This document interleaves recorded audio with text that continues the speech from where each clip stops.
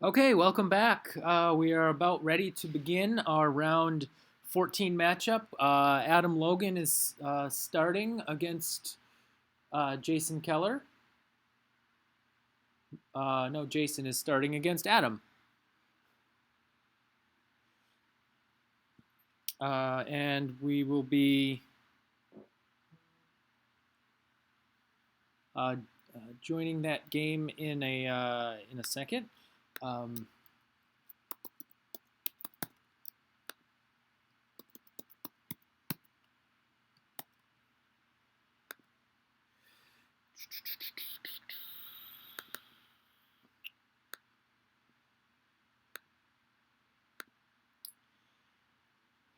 Right now we don't have the score from Evans Clinchy's game, the uh, previous round yet, but Adam Logan is 11-2 plus 1,200 exactly.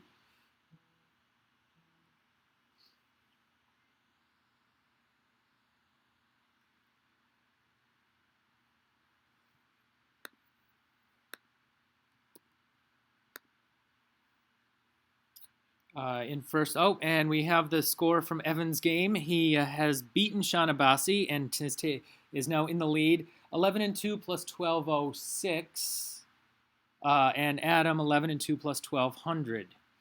Brad Whitmarsh is at 10-3, and then Stefan and Rao and Jennifer Lee are at 9-4, and that is the top of the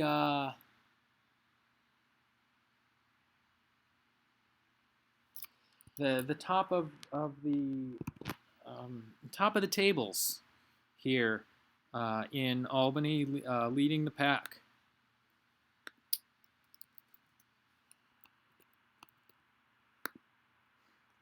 Jason opens with Fairy, which seems pretty standard. Decent score.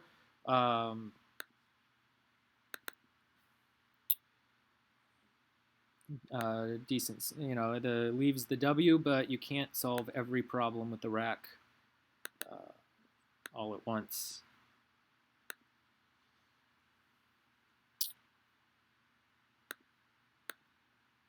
Adam is taking a bit of time to think through his response, and we're not necessarily alternating between the dictionaries, but we're trying to bring top games from both of the books.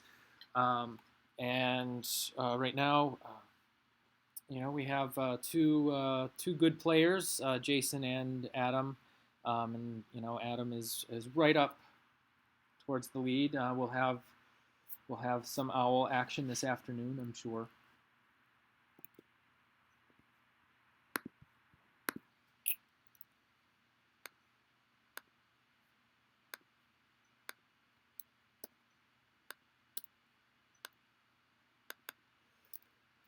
That was actually kind of a difficult spot play for Adam. There weren't a whole lot of options, and he had to choose between playing off the U and doing I don't know, something to undouble the eyes. Nothing jumps out immediately, um, but pretty standard play and opening from each player.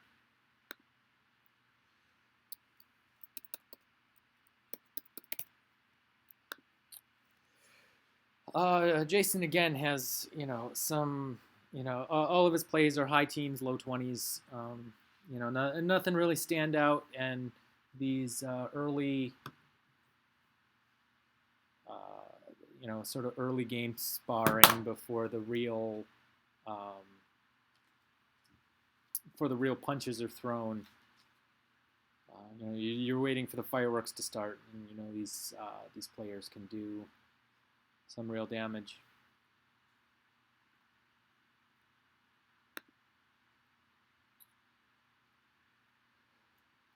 Really, Jason's going to want to make a play that puts his works well equity wise.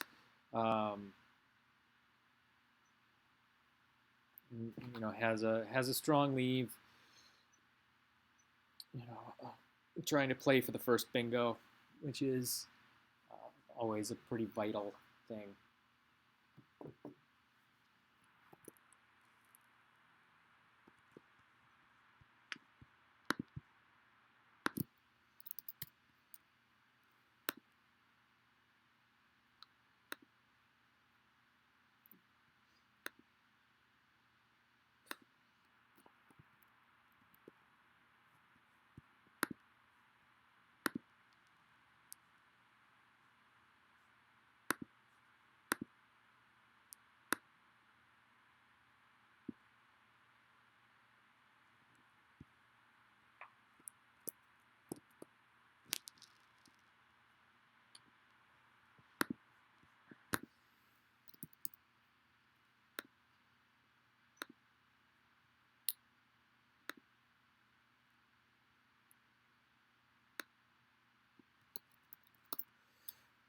So not too much the out of the ordinary going on at this point. Not a whole lot of options. The game has started as kind of a closed board, um, and both players sort of making the plays that are demanded of them.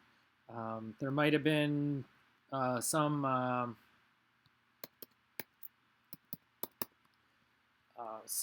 better when Jason played you. There was a possibility of playing Frowie, Frowie, which scored a bit more, kept a bit better leave just because it was more balanced. Yeah, it was a shorter leave, so that was a choice that could have potentially been different, but certainly I wouldn't call it a blunder. It's just a different choice, and now both players have kind of awkward sort of rack.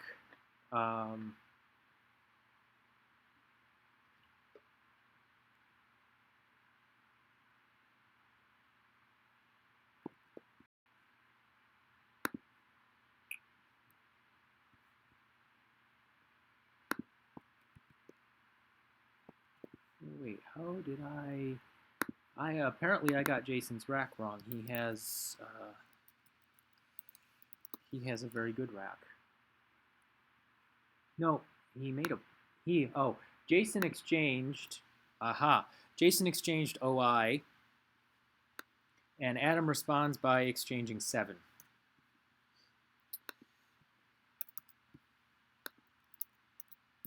Have to watch these guys closely. These things go quickly.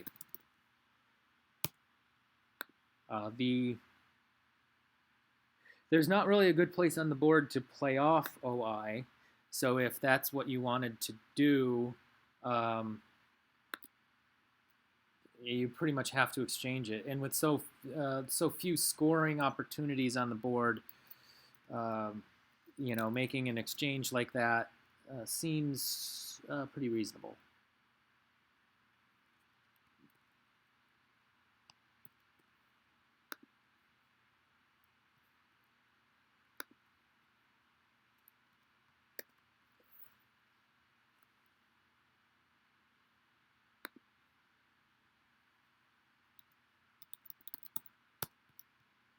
And Jason plays the bingo pretty quickly.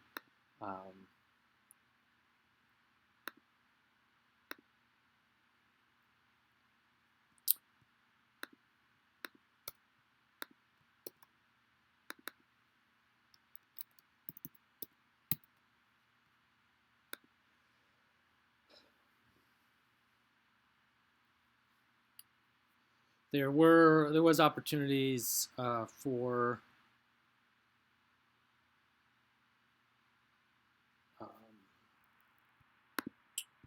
Roysted was by far the best bingo.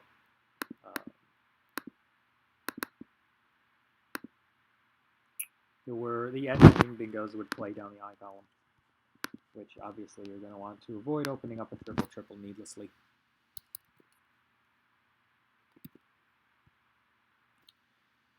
Adam plays Pellin, which crosses the P, doubles it. Really solid scoring play. And now the action is back on Jason.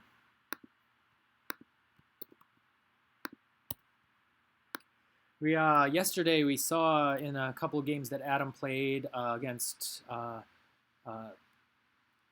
Evans and Matthew O'Connor both. They are uh, fast players. Adam is known as one of the top speed Scrabble players in existence, and both Matthew O'Connor is a lightning fast player, and Evans Clinchy plays on the quick side, and so keeping up with those games as they unfolded was a challenge.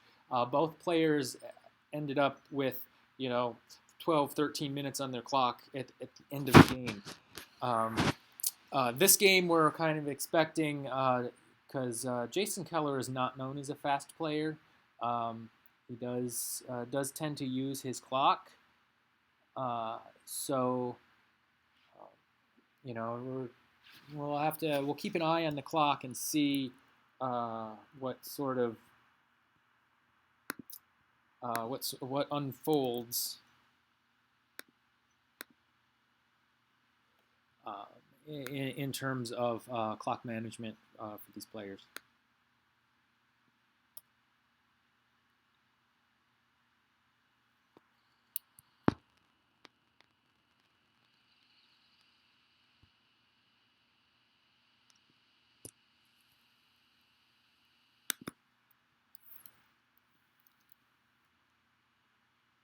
I'm not sure what happened, but I did mess up Jason's rack there. He played Nav, keeping EINT,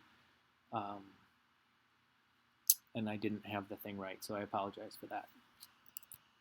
Like I said, this is moving pretty quickly.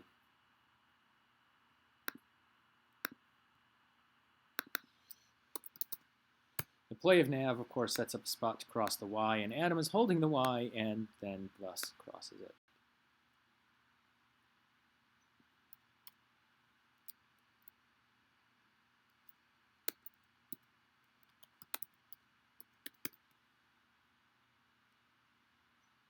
I may have missed exchanges or something. I don't know. So it's Jason's turn, and I do have the racks right.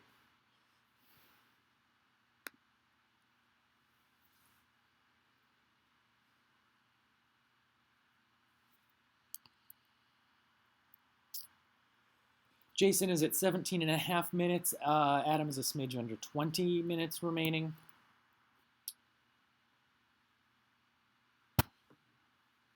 That allay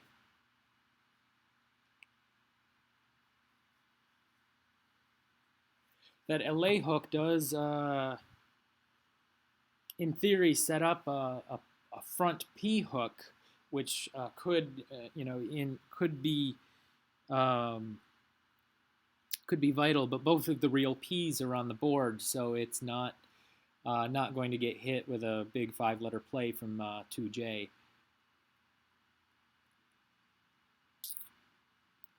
This, of course, is something that Adam would have thought about as he made the play.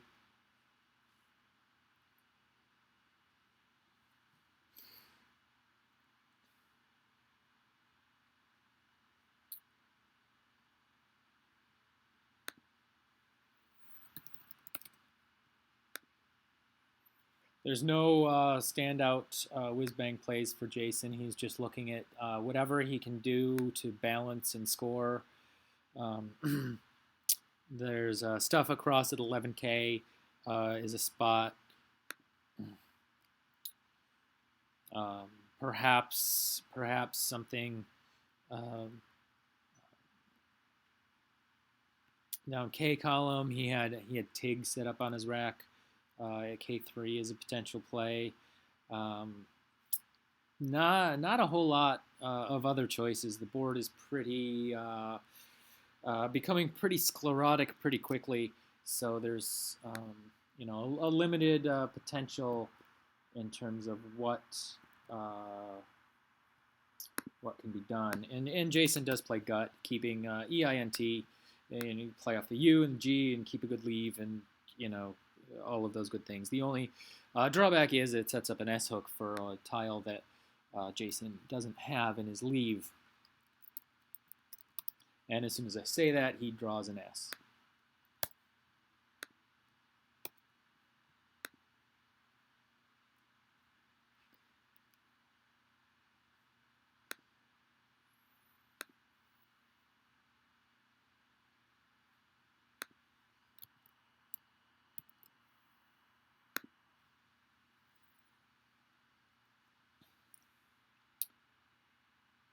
Adam taking a moment to think.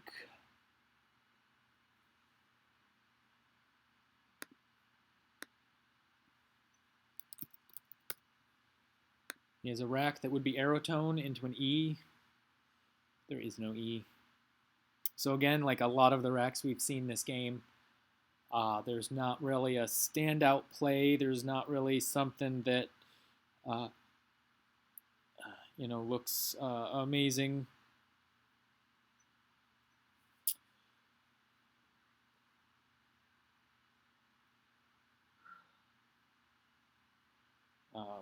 He does. Adam is holding the Nepeta extension for Nep. Wouldn't be a very good leave, but it's available.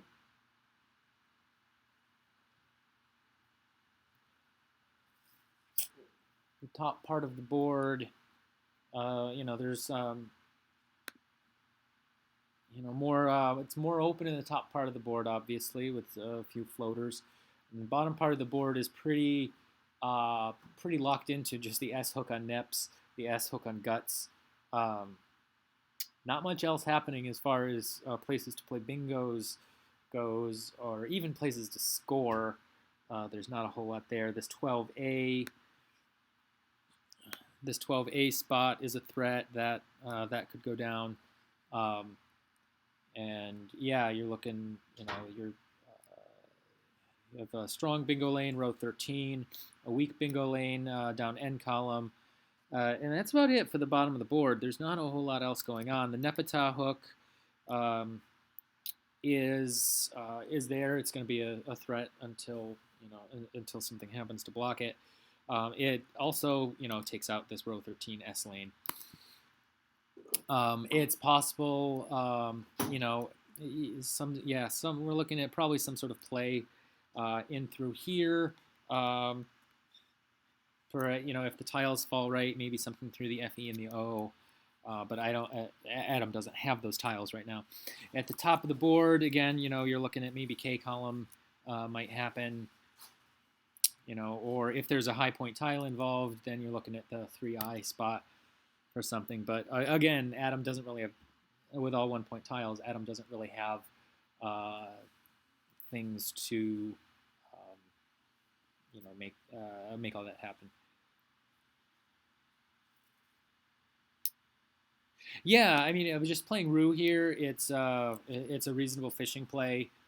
Leaves, get a solid leave, and it is gonna open up. Rue will open up row 14 for quite a few hooks. And if Jason does happen to take row 14, if he's sitting on a bingo or a big play, then it's probably going to give row 15 back for something.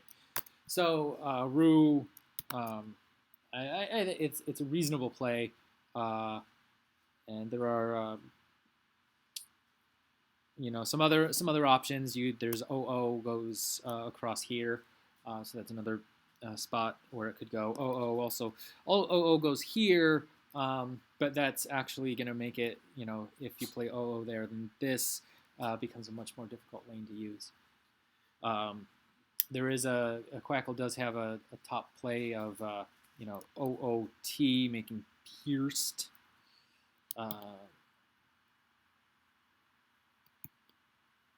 And Adam does end up playing just OO at the D10 spot.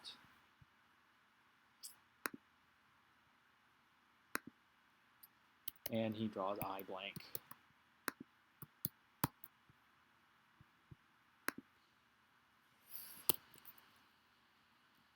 Jason quickly cashes the Z and has a solid 90-point lead, which is going to be coming handy in just a moment, because Adam seems likely to play a bingo holding retina blank.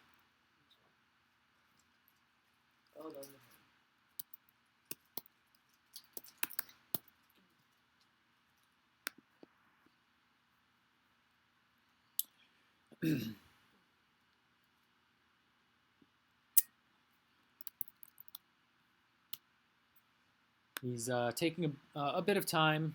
So many options open to him with a lot of different uh, different things that he can do to the board. Um, there's a couple main um, things which are possible. You could do something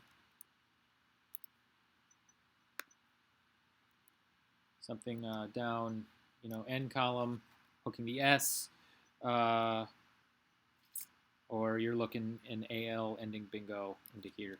Uh, those are the top choices on Quackle, and yeah, he's played Tenurial, which gives up 3 points, but it also doesn't open triple triple. Zante versus Luz. That went down so quickly. I didn't really have a chance to consider it.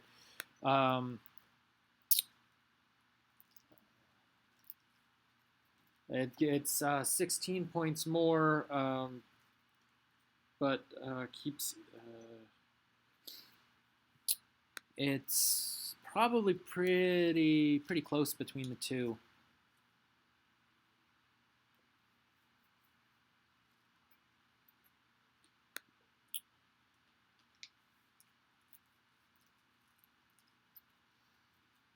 Yeah, I would definitely give Luz some consideration.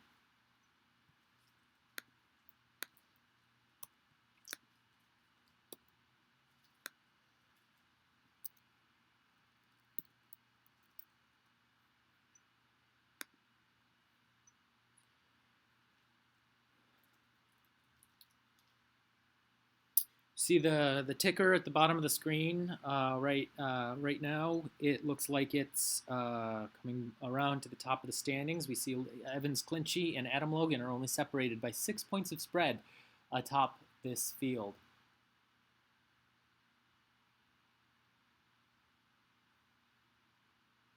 So yeah, EINST versus IUS.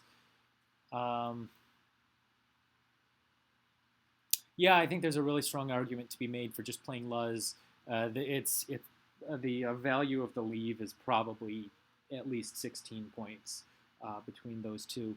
Um, in general, having a longer leave that is strong is going to be in a bunch of ways better than having a shorter leave that's strong, just because obviously there are fewer ways to screw it up. So yeah, chasing those points, playing Zante immediately might not have been the best option. Jason played, as I said, Jason played Zante immediately, like he saw it and that it was open and played it. And so I'm not sure if he really considered Luz on that turn, or if he just sort of decided out of hand that it was too many points to give up.